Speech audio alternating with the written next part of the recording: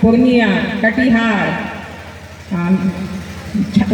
समस्तीपुर और मुजफ्फरपुर इत्यादि जगहों से, पटना इत्यादि जगहों से आए हुए जिलाध्यक्ष, महासचिव, कोषाध्यक्ष और हमारे कार्यकारिणी के सदस्यगण, सर्वप्रथम मैं आप सबों को अपना अभिवादन करती हूँ और उनसे यह आग्रह करती हूँ कि वो मुझे मेरे साथ कदम से कदम मिलाकर चलकर हमारे साथ हमारी मंजिल को प्राप्त करने में हमें आप लोग अवश्य ही सहयोग प्राप्त कराएंगे।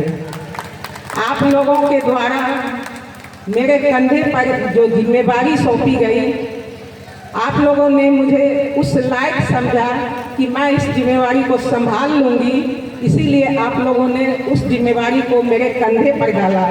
लेकिन मैं आप लोगों से आग्रह करूँगी कि भार को मैं स्वयं वहन करूँगी, लेकिन सहारा आप लोग का चाहिए। आप हमारे साथ हैं, हमें सारे कार्यों को करने में सुविधा मिलेगी। आपको मैं बता देना चाहती हूँ कि विभिन्न वक्ताओं के द्वारा जो भी एजेंडा था, एजेंडा पर बोला गया, इसलिए मैं उस एजेंडे पर नहीं जाऊंगी। उस एजेंडे पर आपको हम बाद में प्रत्येक जिला से संपर्क कर महीने में एक बार उसकी समीक्षा करूंगी। मैं स्वयं समरी ऑफ वर्क बनाऊंगी और आप लोगों से मिलकर कार्य को योजना देती रहूंगी। अब रही बात हमारे कुछ विरोधी पक्ष के लोगों का, तो एक छोटी सी कहानी आपको हम सुनाना चाहते हैं। वो शिक्षाप्रद कहानी है। बचपन में हम लोग पढ़े थे कि एक महात्मा गंगा में स्नान कर रहे थे। अचानक उनकी नज़र एक डूबते हुए बिच्छू पर पड़ी। उन्होंने अपना हाथ आगे बढ़ाया, उस बिच्छू को अपने हाथों पर लिया और जो ही बाहर फेंकना चाहा, बिच्छू ने उसे काट खाया। वो उनके हाथ से छूट गया। फिर आगे बढ़े, उस बिच्छू को फिर अपने हाथ में लिया और फिर उसको पानी से बाहर फेंकने का प्रयास किया। बिच्छू ने दोबारा काट दिया।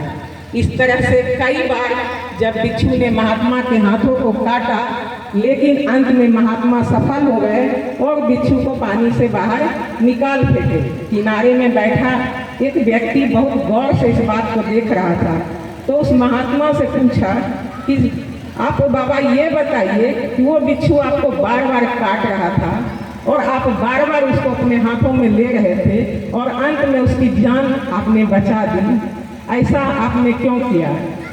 महात्मा का जवाब था, बिच्छू का नेचर है डंक मारना।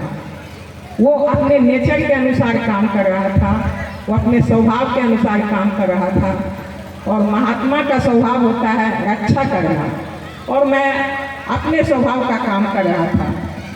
तो मेरा कहने का तात्पर्य यह है कि जो लोग हमारे साथ अच्छा व्यवहार नहीं कर रहे हैं, वो लोग उनको एक तरह से समझा जाए कि मस्तिष्क की विकृति है, जिसके कारण वो हम लोगों के साथ नहीं आना चाहते हैं। लेकिन मुझे विश्वास है कि एक न एक दिन उनको हम सबों के साथ मिलकर आना होगा, काम करना होगा। हम लोग ये मानकर चलें कि वे हमारे अपने ही हैं, हम उनके बिना कुछ अधूरे हैं, उनको पूरा करेंगे।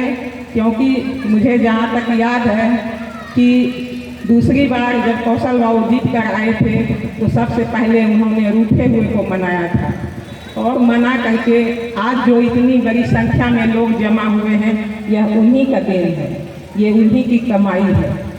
सबसे बड़ी खुशी की बात यह है कि जो सपना कौशल बाबू देखे थे, अररिया जिला में